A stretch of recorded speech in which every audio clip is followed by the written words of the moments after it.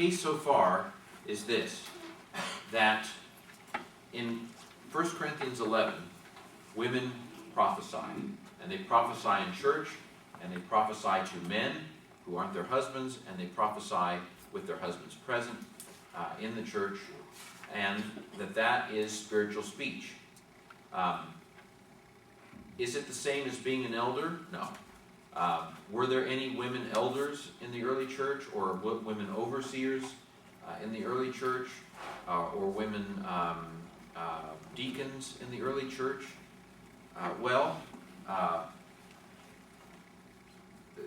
There we have to get into the whole debate of how fixed those roles were even in the first place. You know, I'm in dialogue with some house church people who don't think there should be any ordination at all, or any fixed elders, that people should kind of come and go from these roles as the Spirit leads, that there shouldn't be sermons in church, and there shouldn't be,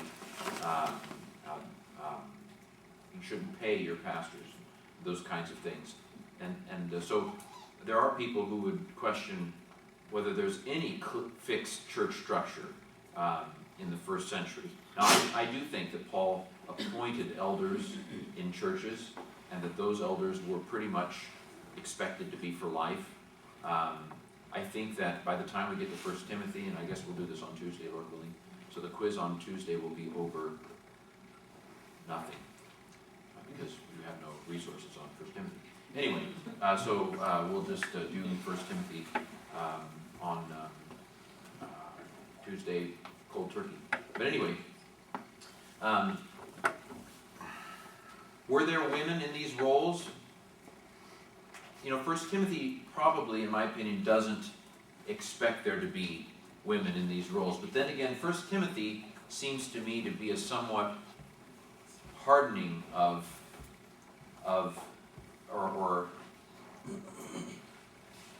First Timothy is kind of like, okay, I guess the Lord isn't going to come before I die. I need to set up some fixed structures for the next 2,000 years.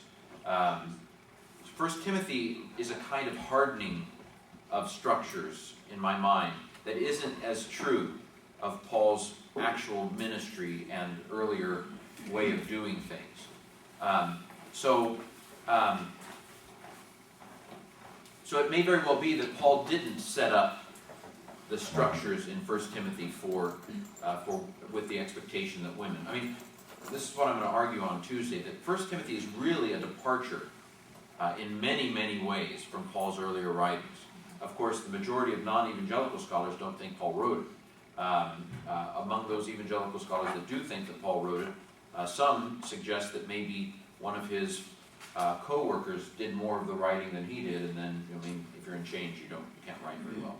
I think Ben Witherington of Asbury thinks that Luke might have had a big hand in writing it, and then with Paul's approval sent it out. There are significant shifts in 1 Timothy from Paul's earlier writings, and so we should not, in my opinion, at least I'm going to argue this on Tuesday, use 1 Timothy as the lens through which to read Paul's earlier writings. If anything, 1 Timothy is the exception to Paul's theology on many issues.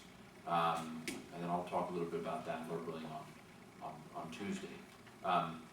So, maybe women aren't in the cards to be overseers and deacons in 1 Timothy. But Phoebe is a deacon of the Church of Cenchrea in Romans 16. And I think the NIV might say deaconess. I can't remember. Some versions say deaconess in Romans 16:1. There's no S in the Greek. It's the same word that's used of Timothy in 1 Timothy. When Paul calls Timothy a minister, a diakonos, same word in Romans 16. Phoebe is a diakonos.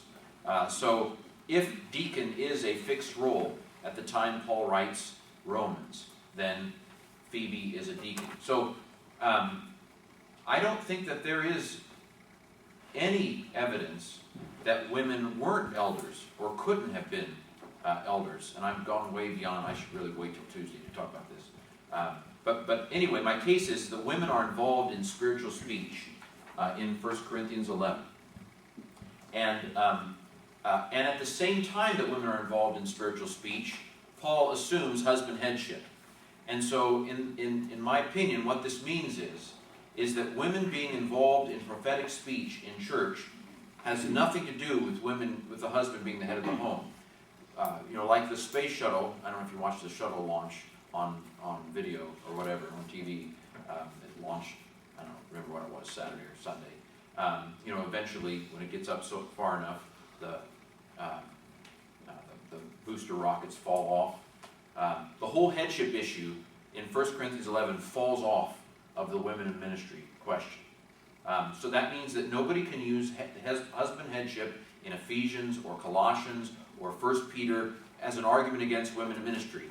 Paul completely makes a distinction, but it's implicit between the women being involved in prophetic speech in church and husband headship. That is, so basically, we're going to cut all those issues of headship and put them over here.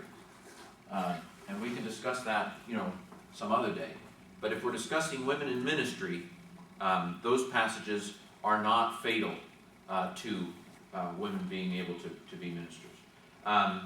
So that's my first argument. The argument that I hope to get to today, if I stop talking, is that assuming that 1 Corinthians 14, 34 and 35 are original, assuming that they're original, given that women are speaking in chapter 11 in the worship service, and they're speaking spiritually, then whatever 1 Corinthians 14 is about, it can't be about women speaking spiritually. It has to be about disruptive speech or some other kind of disorderly speech, given the context of chapter 14. So my gambit is that I'm making today is that there's really only one passage that is truly a good candidate for women not being allowed to be in leadership positions in the church, and that's 1 Timothy 2. And so we'll discuss that one passage on Tuesday and try to decide what to do with it. Okay, when last we left our scripture, we were looking at the possibility, the question of whether or not the head covering in 1 Corinthians 11 is a veil, or is it long hair, or is it a particular kind of hairstyle. And since I've pretty much already said my thoughts on 1 Corinthians 11, I think I'm going to set a deadline of 20 after. That if I'm not done with this set of slides by 20 after, I'm just going to stop mid-sentence and flip to another set of PowerPoints. Okay, well this is, I think I read this. This is from a Jewish writer named Philo, who basically talks about, he's talking about a woman who's caught in adultery. She basically has to take her veil off and be accused with bare head. She's stripped of the symbol of modesty. So basically, here is some evidence that in Jewish diaspora culture at the time, women wore a veil as a symbol of modesty, which sounds a little bit to me like what Paul says in, I think it's verse 10. The woman should have authority on her head. The NIV says sign of authority, and Blomberg's right. There's no word sign. The NIV makes up a lot of stuff. It's trying to help you, but it's. I think we're done with the NIV now. If you want to stay in that tradition, go with the TNIV. But in every category, there's a better translation now than the NIV. If you want dynamic equivalence, there's the New Living Translation. If you want formal equivalence, there's the English Standard Version. So the TNIV is a good translation if you're okay with the brothers and sisters wherever Paul said brothers. But